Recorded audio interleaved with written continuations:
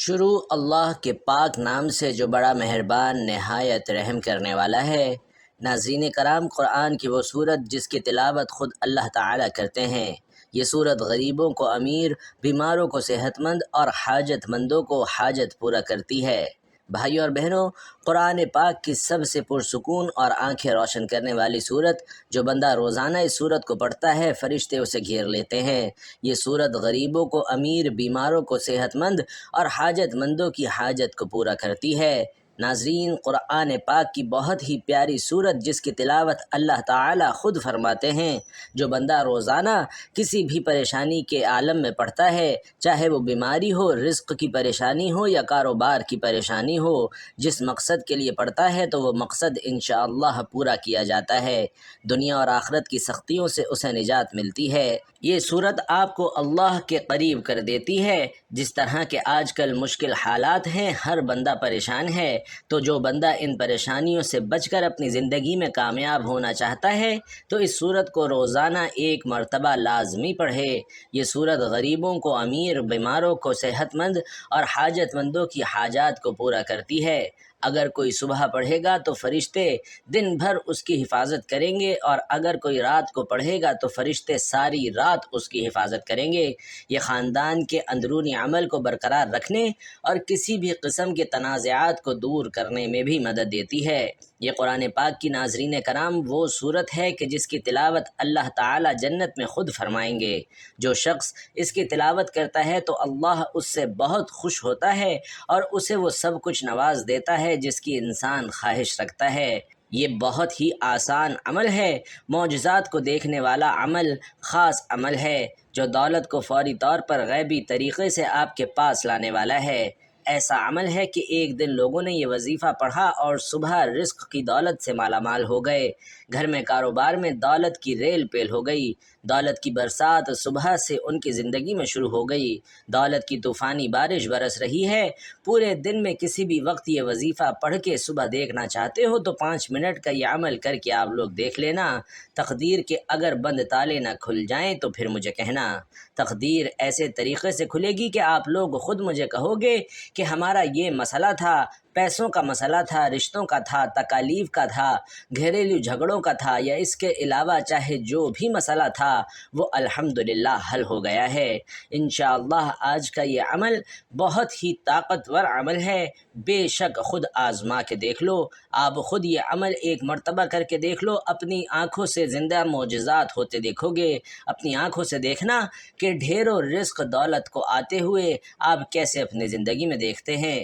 جس کسی بہن بھائی کو یہ وظیفہ جس کسی کو بھی بتایا، اس کی زندگی میں پیسہ تو بے حساب آیا ہی آیا، لیکن پھر اس پیسوں میں اتنی خیر و برکت، فضیلت اور وسعت پیدا ہوئی کہ وہ پیسہ واپس گیا ہی نہیں۔ وہ پیسہ ایسے آیا کہ پھر کبھی گیا ہی نہیں۔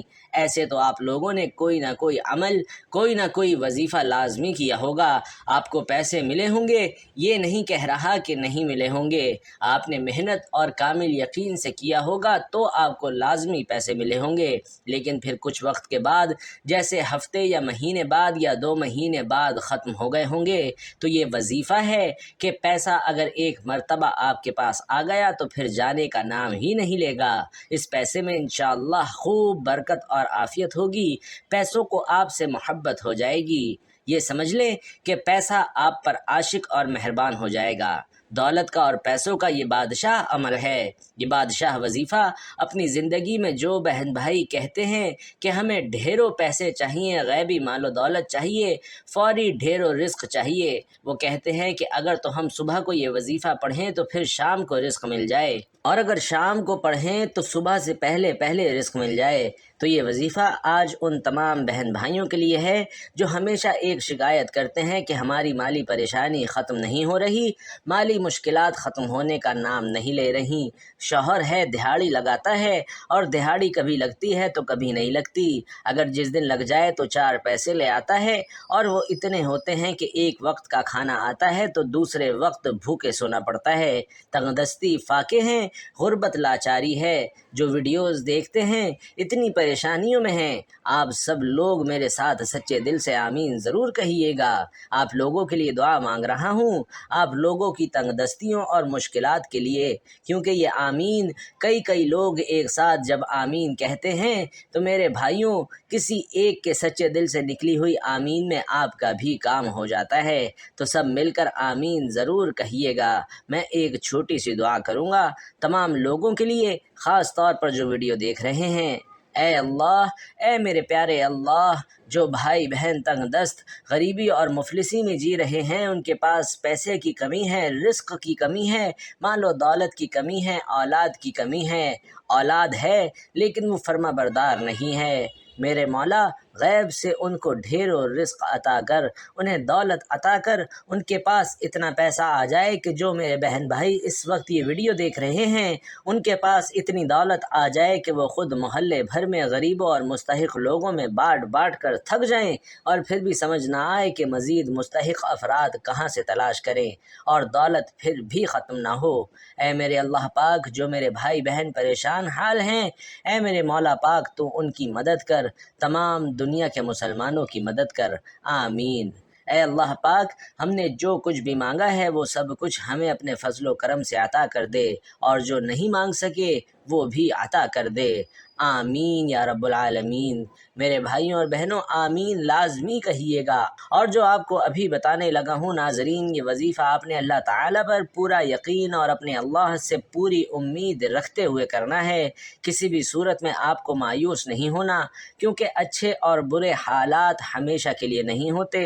آپ نے نا امیدی کا شکار نہیں ہونا، کیونکہ زندگی بھی عجیب ہے، کبھی کبھی یہ اتنی خوبصورت لگتی ہے کہ جی چاہتا ہے کہ ہمارا ناطہ ہمیشہ کے لیے زندگی سے جڑا رہے، اور کبھی بھی یہ ناطہ نہ ٹوٹے، اور کبھی جب زندگی ہماری امیدوں اور توقعات پوری کرنے میں ناکام رہتی ہے تو دل کرتا ہے کہ یہ زندگی جلد ختم ہو جائے، مگر حقیقت یہ ہے کہ دکھ اور درد میں وقت طویل سے طویل تر ہوتا جاتا ہے۔ اس طویل سفر سے انسان ہار کر مایوسی کا شکار ہو جاتا ہے۔ انسان خود بھی نہیں سمجھ پاتا کہ آخر اس ساری صورتحال سے نمٹا کیسے جائے۔ ناظرین، انسان کی فطرت ایسی ہے کہ اسے زندگی میں سب کچھ اپنے مطابق چاہیے، سب اس کی مرضی اور منشا کے مطابق نہیں ہوتا تو وہ نا امید اور مایوس ہو جاتا ہے، ساتھ ہی اسے یہ احساس ستاتا ہے کہ اب اسے مزید نہیں جینا۔ انسان بنیادی طور پر جلد باز واقع ہوا ہے، اگر اسے کچھ حاصل کرنا ہو تو وہ اس کے لیے تگ و دو کرتا ہے، دعائیں مانگتا ہے، محنت کرتا ہے، مگر جب اس کی منشا کے مطابق اسے پھل نہیں ملتا تو وہ تھک جاتا ہے، اور اسی تھکن میں وہ مایوسی کے اندھیرے میں اپنا وجود، اپنی امید اور اپنا یقین کھو بیٹھتا ہے، اسے زندگی بے رنگ لگنا شروع ہو جاتی ہے، دوسرے الفاظ میں اس کی زندگی میں دلچسپی ختم ہو جاتی ہے۔ مگر یاد رکھیے کہ کچھ بھی ہمیشہ کے لیے نہیں ہوتا۔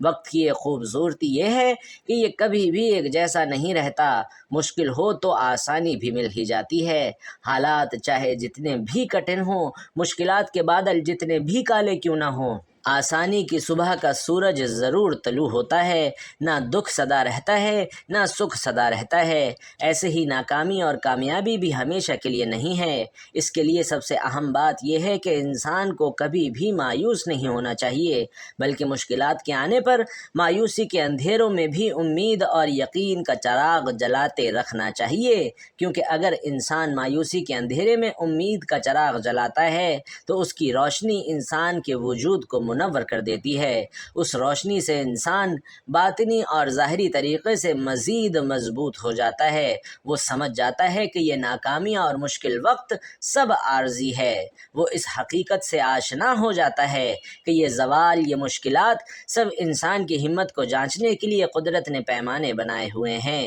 کیونکہ یہ بھی حقیقت ہے کہ انسان اپنی فتح اور کامیابی سے اتنا مضبوط نہیں ہوتا جتنا وہ اپنے زوال اور ناکامی سے مضبوط ہوتا ہے۔ حقیقت میں مشکل اور نامساعد حالات میں انسان کو اپنی خود کی پہچان ہوتی ہے، اور اسی عمل میں اسے اپنے وجود کا ادراک ہوتا ہے۔ انسان اپنی چھپی ہوئی خوبیوں کو جانچنے کے لیے مزید مضبوط ہوتا جاتا ہے، اسے اپنے سے وابستہ رشتوں کی پہچان بھی ہوتی جاتی ہے، اور وہ آسانی سے جان لیتا ہے کہ کون اس کے ساتھ مخلص ہے اور کون نہیں ہے۔ انسان کے لیے مشکل وقت گزارنا بہت مشکل ہو جاتا ہے، اور اس وقت کو مزید مشکل انسان کے اپنے منفی خیالات بناتے ہیں۔ انسان حقیقت میں اپنے خیالات کے ذریعے ہی یرغمال بنتا ہے، اور وہ سمجھتا ہے کہ وہ زندگی کی دوڑ سے باہر ہو گیا ہے، اس کے دیگر ساتھی تو بہت آگے نکل چکے ہیں اور وہ سب سے پیچھے رہ گیا ہے، سب کچھ ہار چکا ہے۔ منفی خیالات صورتحال کو مزید پیچیدہ کر دیتے ہیں اور انسان کی سوچ کو مزید الجھا دیتے ہیں۔ اس لیے اگر مشکل حالات آ جائیں تو سب سے پہلے اپنے خیالات کو مثبت رکھیں۔ یہی کوشش کریں کہ جو کچھ زندگی میں بہتر حاصل کیا ہے اسے یاد رکھا جائے، تاکہ یہ محسوس کیا جا سکے کہ زندگی آپ پر کتنی مہربان رہی ہے، اور اسی سوچ سے امید پیدا ہوگی کہ اس بار بھی انشاءاللہ زندگی مہربانی ہی کرے گی۔ ساتھ میں یہ سوچ بھی مضبوط رکھنی چاہیے کہ ہر طوفان آپ کی زندگی کو تباہ کرنے کے لیے نہیں آتا، کچھ طوفان آپ کے راستے صاف کرنے کے لیے بھی آتے ہیں۔ امید کے ساتھ یقین بھی ہونا چاہیے کہ جس رب نے اس دنیا میں بھیجا ہے وہ کبھی بھی ہم سے غافل نہیں ہوتا۔ رب نے قرآن میں بھی انسان سے کچھ وعدے کیے ہیں، اور بے شک اس کے سب وعدے سچ ہیں۔ قرآن پاک میں ہے کہ ہر مشکل کے بعد آسانی ہے، پھر فرمایا کہ انسان کی ہمت سے زیادہ اس پر بوجھ نہیں ڈالا جاتا۔ اس لیے انسان جب امید اور یقین کا دامن تھام لیتا ہے تو اسے احساس کے اس وجود میں گھر جاتا ہے کہ امید اور یقین ہی وہ واحد سہارا ہیں جن کے ذریعے وہ اپنے مشکل اور ناپسندیدہ حالات سے نبرد آزما ہو سکتا ہے۔ حقیقت میں امید اور یقین کا چراغ ناظرین بہت ہی خوبصورت اور قیمتی چیز ہے۔ یقین جانیے یہ ایسا چراغ ہے کہ جو کسی بھی مردہ وجود اور بے جان خواہشات کے اندر ایک نئی روح پھونک دیتا ہے۔ اس چراغ کی روشنی اتنی خوبصورت اور معطر ہے کہ انسان اس کی خوشبو سے خود کو پرنور محسوس کرتا ہے، کیونکہ اس کی روشنی اپنے اندر ایک خاص جادوئی طاقت رکھتی ہے، اور اسی جادوئی طاقت کے ذریعے سے انسان کی سب مایوسی اور پریشانی بھی ختم ہو جاتی ہے۔ اس لیے مشکل حالات کو اپنے رویے سے مشکل ترین نہ بنائیے، بلکہ امید اور یقین کو تھام کر رکھیں گے تو ہر مشکل سفر بآسانی طے کر سکیں گے، کیونکہ قرآن پاک میں ارشاد ہوا ہے کہ تم فرماؤ اے میرے وہ بندو جنہوں نے اپنی جانوں پر زیادتی کر لی، اللہ کی رحمت سے نا امید نہ ہو، بے شک اللہ سب گناہ بخش دیتا ہے، بے شک وہی بخشنے والا مہربان ہے۔ ناظرین، اس میں اللہ تعالیٰ نے بندوں پر اپنی کامل رحمت، فضل اور احسان کا بیان فرمایا ہے۔ چنانچہ ارشاد فرمایا کہ اے حبیب صلی اللہ علیہ وسلم آپ فرما دیجئے کہ اللہ تعالیٰ ارشاد فرماتا ہے، اے میرے وہ بندو جنہوں نے کفر اور گناہوں میں مبتلا ہو کر اپنی جانوں پر زیادتی کی، تم اللہ کی رحمت سے مایوس نہ ہونا، اور یہ خیال نہ کرنا کہ ایمان قبول کر لینے کے بعد سابقہ کفر و شکر پر تمہارا مواخذہ ہوگا۔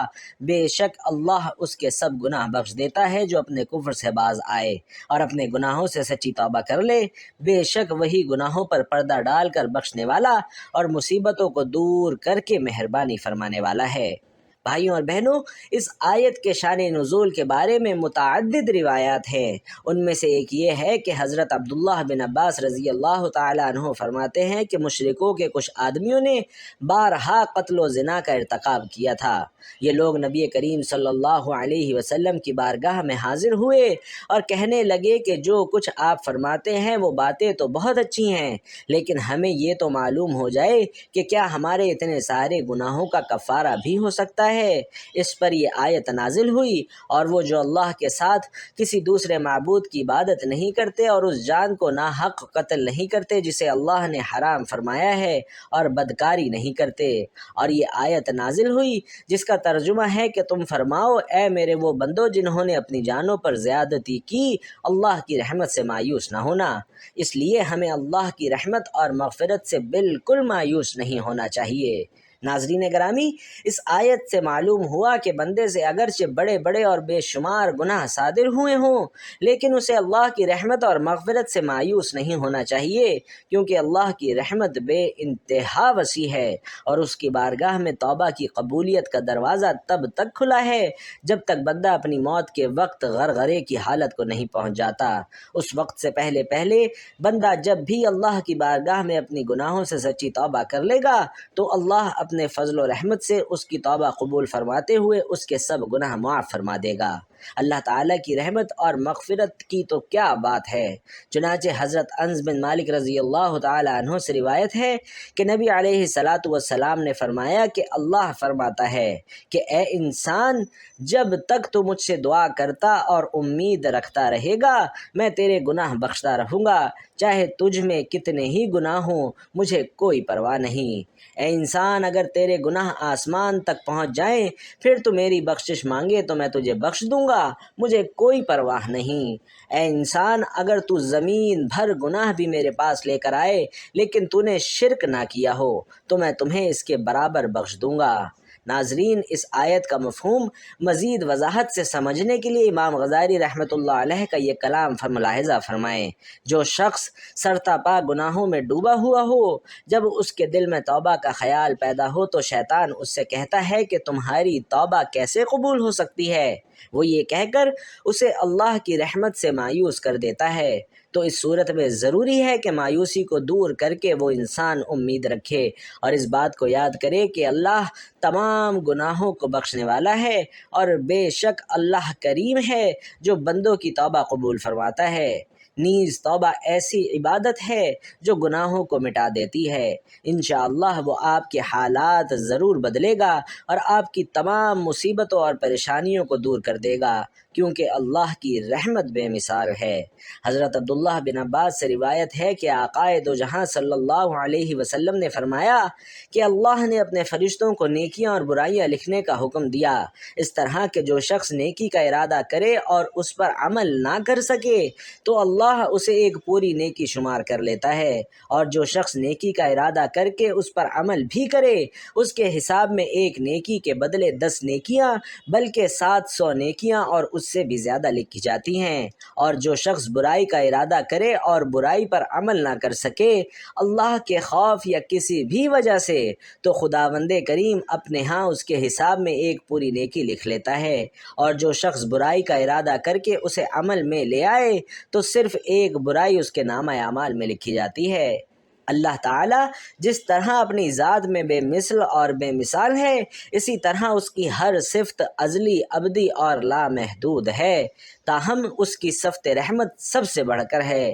قرآن مجید میں ارشاد ہے کہ میری رحمت وسیع ہے ہر شے پر۔ ناظرین، حاملین عرش مومنین کے حق میں اللہ کے حضور بخشش کی دعا کرتے وقت کہتے ہیں کہ اے پروردگار، تیری رحمت ہر چیز پر پھیلی ہوئی ہے، پس تو بخش دے ان لوگوں کو جو توبہ کرے۔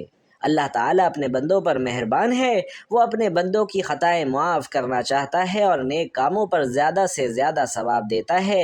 ارشاد باری تعالیٰ ہے کہ جو کوئی ایک نیکی لاتا ہے اس کے لیے 10 گنا اجر ہے، اور جو کوئی ایک برائی لاتا ہے تو اسے بس اس کی جزا ملے گی اور لوگوں پر ظلم نہیں کیا جائے گا۔ بھائیوں اور بہنوں، اللہ اپنے بندوں پر بے حد مہربان ہے، بس اس کی رحمت کا دروازہ کھٹکھٹانے کی ضرورت ہے۔ ایک حدیث میں ہے کہ اللہ کے پاس 100 رحمتیں ہیں، ان میں سے ایک رحمت اس نے جن، انسان، چوپایوں اور زہریلے جانوروں میں بھیجی ہے، اور اس رحمت کے سبب سے وہ آپس میں پیار، محبت اور مہربانی کرتے ہیں، جبکہ 99 رحمتوں کو اللہ نے قیامت کے لیے اٹھا رکھا ہے کہ وہ ان سے اس دن اپنے بندوں پر رحم کرے گا۔ اور ایک روایت میں ہے کہ ایک شخص جس نے کبھی کوئی نیک کام نہیں کیا تھا، موت کے وقت اپنے گھر والوں سے کہا کہ جب میں مر جاؤں تو مجھے جلا دینا، پھر آدھی راکھ جنگل میں اڑا دینا اور آدھی دریا میں بہا دینا۔ خدا کی قسم، اگر اللہ نے مجھ پر قابو پا لیا تو وہ مجھے ایسا عذاب دے گا جیسا دنیا میں پہلے کسی کو نہ دیا گیا ہوگا۔ جب وہ بندہ ناظرین مر گیا تو اس کے بیٹوں نے اس کی وصیت کے مطابق عمل کیا۔ اللہ نے دریا کو حکم دیا اور اس کے اندر کی راکھ جمع کی، پھر جنگل کو حکم دیا اور اس کے اندر کی راکھ جمع کی، اور پھر اللہ نے اس سے پوچھا کہ تو نے ایسا کیوں کیا؟ اس نے عرض کیا کہ پروردگار، تیرے خوف سے، اور تو یہ بات خوب جانتا ہے۔ اس پر اللہ نے اسے بخش دیا، اگرچہ اس شخص کی وصیت غلط تھی، مگر اللہ تعالیٰ کے اس خوف کی وجہ سے اسے بخش دیا گیا جو اسے قیامت کے دن اللہ کے سامنے کھڑے ہونے سے تھا۔ پس اللہ سے خوف کھانا اللہ کی رحمت کو متوجہ کرتا ہے۔ تو ناظرین، آپ نے بھی اپنے رب پر توکل کرتے ہوئے یہ عمل کرنا ہے۔ آج ایک ایسا عمل کرنا ہے، ایسا وظیفہ کرنا ہے جس سے گھر کے اندر رزق کی فراوانی ہو جائے گی، اور انشاءاللہ اتنا رزق ملے گا کہ آپ کا نصیب بدل جائے گا۔ یہ آزمودہ وظیفہ آج آپ کو بتا رہا ہوں۔ ناظرین، اگر اللہ کے نام پر صدقہ کر دیا جائے اچھی اور پیاری چیز کا، تو یہ کیا ممکن ہے کہ پھر اللہ کی مدد نہ آئے؟ یہ ممکن ہی نہیں ہے۔ اصل صدقہ وہی ہوتا ہے جو اچھی چیز کا ہو، اصل صدقہ وہی ہوتا ہے جو آپ کی پیاری چیز کا ہو۔ اللہ تو آپ کے دلوں کے حالات کو خوب جانتا ہے۔ اگر دل کے اندر اچھائی ہوگی، خلوص، محبت، اخلاص ہوگا تو فیصلے اس پر ہوں گے، اور تو کسی چیز پر نہیں ہے۔ تو میٹھی چیز اور وہ چیز جس پر آپ کی محنت ہو، آپ بھی یقیناً کرتے ہوں گے۔ صدقے میں میٹھی چیز سے مراد یہ ہوتا ہے کہ آپ چینی بھی دے سکتے ہیں، اس کے علاوہ اور بھی کافی چیزیں ہوتی ہیں، دکانوں سے مل جاتی ہیں، تو آپ ان میں سے کوئی بھی لے سکتے ہیں۔ لیکن اس میں یہ ہوگا کہ اگر سب سے اچھی چیز دو گے تو اس کا نتیجہ بھی سب سے اچھا ملے گا۔ یہ صدقہ اللہ کے راستے پر دینا ہوتا ہے۔ اگر تم اپنے بچوں کے لیے اچھی چیز کا انتخاب کرتے ہو تو کیا یہ ممکن نہیں کہ اگر آپ کسی کو اچھی چیز دینا چاہو تو وہ اچھی نہ ہو؟ دل تو مطمئن ہونا چاہیے کہ میں اچھی چیز دے رہا ہوں۔ اگر آپ کا دل مطمئن ہوگا اور آپ کو یقین ہوگا کہ میں اچھی چیز ہی دے رہا ہوں، وہی زیادہ مؤثر ہوگی اور زیادہ اچھا نتیجہ ملے گا، اور وظیفہ بہترین اثر انداز ہوگا۔ کیونکہ اگر جان اور مال لگے تو پھر قدر بھی ہوتی ہے، اس کی عزت بھی ہوتی ہے، اس کے دل کے اندر کچھ احساسات بھی ہوتے ہیں۔ اگر عام ہی چیز ہو، آپ کا زور بھی نہ لگے، تو پھر یہ ایسی چیز نہیں کہ ایک تو اللہ کے راستے پر دینا بھی ہو تو اللہ کے راستے پر آپ چھولے دیں، کوئی سستی اور گھٹیا چیز دیں، کوئی ایسی چیز دیں جس کی آپ کی نظر میں کوئی وقت نہ ہو۔ ناظرین، خیر گھٹیا تو کوئی چیز نہیں ہوتی، لیکن ویسے اگر آپ خود کھائیں تو اچھی چیز کھائیں، اور دوسروں کو ایسی چیز دیں جو قابل استعمال نہ ہو۔